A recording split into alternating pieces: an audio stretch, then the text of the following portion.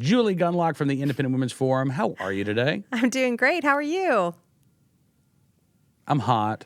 I'll be really honest with you. I'm hot. It's really hot. But, it is July, so what do you expect, right? Yeah, I couldn't find a parking space, so I had to park way around the corner, and I was walking slow, so it wasn't all gross when I got to the studio. It's disgusting out. It really truly is. But you know what else is disgusting, Julie? Good segue. Culturally appropriating food. That's disgusting. Absolutely disgusting. Yes. You wrote a piece about this at Acculturated, and you cite one of my favorite articles of the year so far. This New Yorker story about Oberlin College, which is absolutely fascinating. If people have not read this piece, go read the entire article because it is bonkers. It is. What's going on campuses. And so we get into the issue of cultural appropriation, right? Lena Dunham has come to the defense of these students there at Oberlin College and is objecting to the cultural appropriation of food that is taking place on campus. Yeah, so let's back up and say what the problem at Oberlin College is.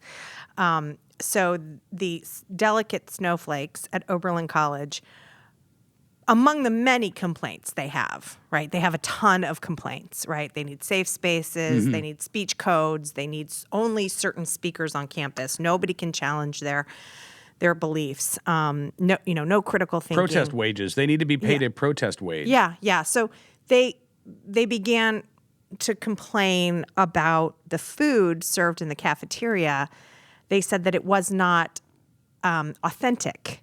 And they said that the, minimum wage paid cafeteria worker was culturally appropriating. And that term means that when sort of, a white privileged person tries to imitate another culture, that they were culturally appropriating the food the cultures of the food that was served. So they said the sushi wasn't authentic, that the rice was too hard. And then the biggest complaint was about a banh mi sandwich. And for those listening who aren't aware of what a banh mi sandwich is, it's a Vietnamese sandwich. It's on French bread. It's on a hard, crusty roll, and it has a variety of usually pork products and like a pate type spread, and then a bunch of pickled vegetables, pickled daikon radish, pickled carrots, a whole bunch of herbs, mint, cilantro. And it makes it's a delicious, I love it. It's one of my favorite sandwiches. But they said that it was served on a ciabatta roll, not a French roll. And so this was the crux of the problem. Now, this happened over a year ago. And so I start my piece out talking about how Lena Durham, I always say her name incorrectly, who is, the Dunham. star. Dunham. Sorry, Durham. I'm sorry, Dunham. It's okay. I always try to remember Dum. Dum. Sometimes that helps me. Dum, whatever. Anyway, she's, the star of HBO's Girls, and she's a real attention seeker. She takes her clothes off, and she's always running around saying inappropriate things and making false accusations about her time in college. And so she, waits 18 months. This is, by the way, her alma mater. She waits 18 months and then comes out in support of the students who were complaining about the banh mi sandwich. So I sort of start off saying, obviously, she was looking for some attention, this is sort of her modus operandi. She if she doesn't get enough attention, she sort of takes her clothes off or does something outrageous. And so she came out in support of the Oberlin snowflakes, who were upset about these inauthentic food items in the cafeteria. So that's sort of the background.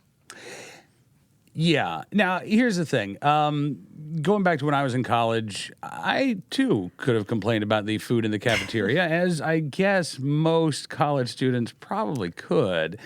Not necessarily because of the inauthenticness. Well, actually, there was that mystery meat, now that I think about it, that I'm not sure that was authentic meat. Maybe they were culturally appropriating the name meat there for that dish. But here's the thing. So is there other food in the Oberlin cafeteria that is also perhaps not living up to its billing? I'm guessing the answer is yes. I'm guessing that this is not some sort of, well, how do we insult our Asian students? I know. Let's serve them really bad sushi. Yeah. You know what? I don't like Vietnamese people, so I'm going to replace the sliced pork and the banh mi with pulled pork. And I'm not going to serve it on a baguette. I'm going to serve it on a ciabatta roll.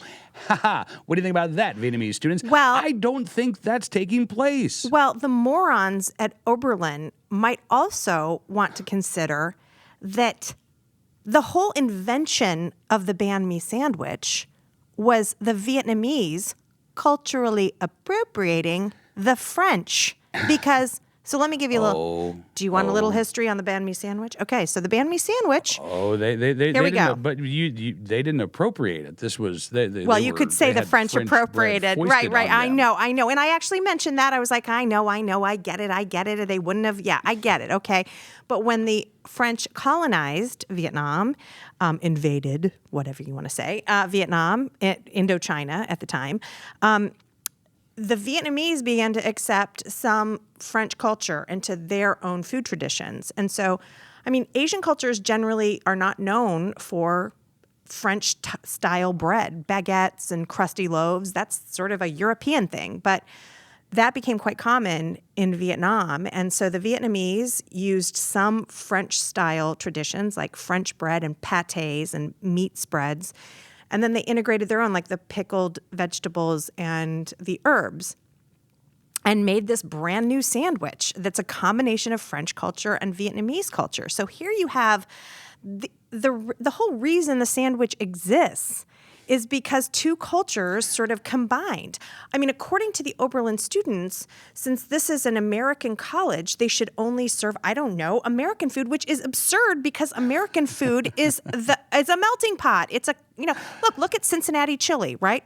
That was Germans coming over and making sort of an American standard taste more German. I mean, you look at Ethiopian food. If you go down, now there's a huge Ethiopian. Wait, before we move on from Cincinnati chili, can we just talk about the fact that they serve it on spaghetti for a second? Because growing up in Oklahoma, I still don't understand that. Oh, it's delicious. That's fine. It's delicious. Let your freak flag fly. It's delicious. But again, this is like a complete misunderstanding of American food, of food in general, and how cultural appropriation of food used to be called appreciating other people's food, worldwide cuisines. I mean, it used to be good that we would explore other.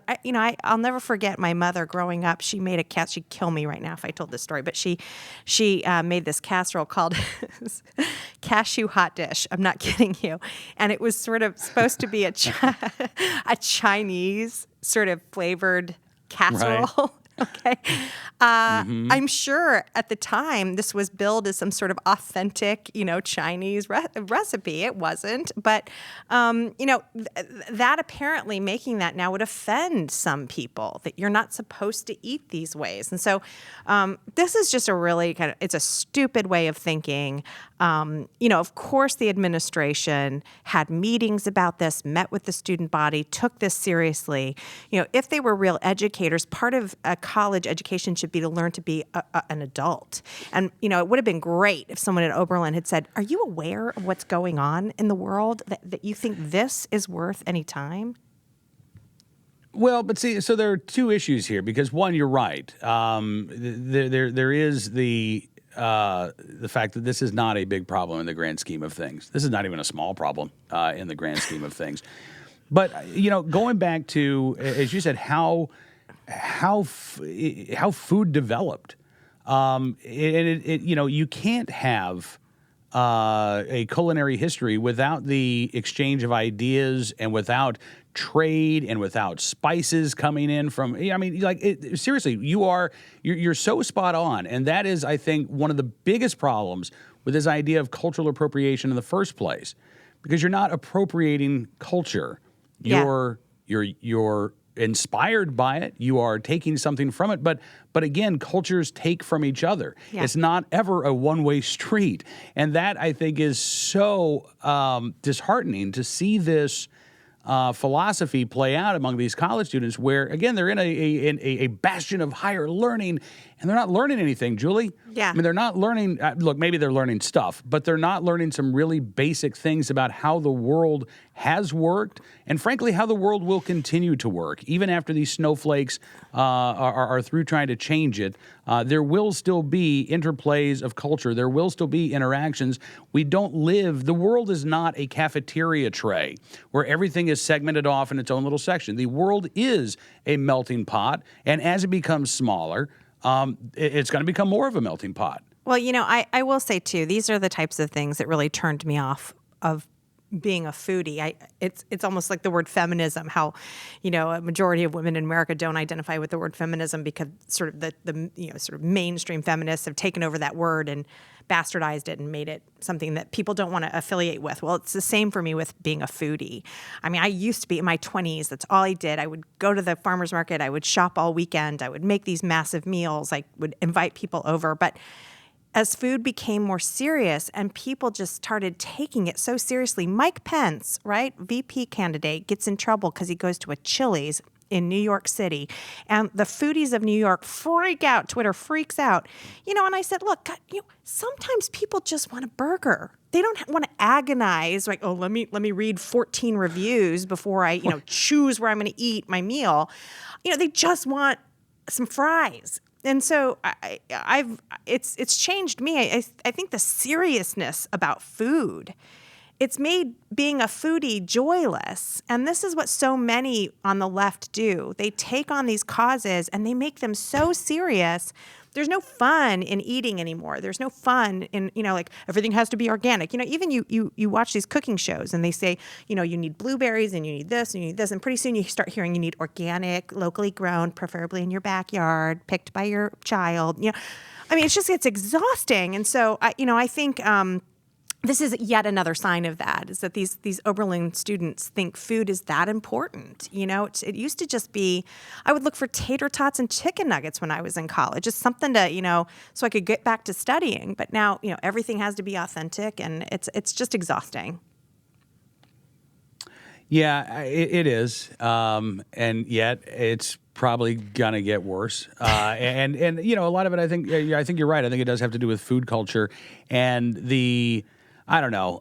This could be an hour-long rant if we get started talking about this. But I'm sorry. You're right.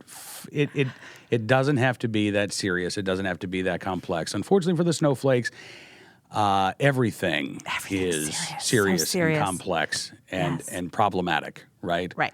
All right, Julie. Listen, thank you so much for coming on the program. It is always good seeing you. I'm gonna go get some nuggets on the way. Your latest piece at Acculturated. Thank you. I'm gonna go get some nuggets on the way. You're not gonna get. Not a banh mi? No, there's a lot of fancy restaurants around here, but I can't deal with the decision. So there is a little good Vietnamese restaurant right up the street there. There is. I'll let you know. You could stop there, get a banh mi, and then you could get some nuggets, and then you could put the nuggets in the banh mi. So disrespectful. Totally mess up the. I know, right?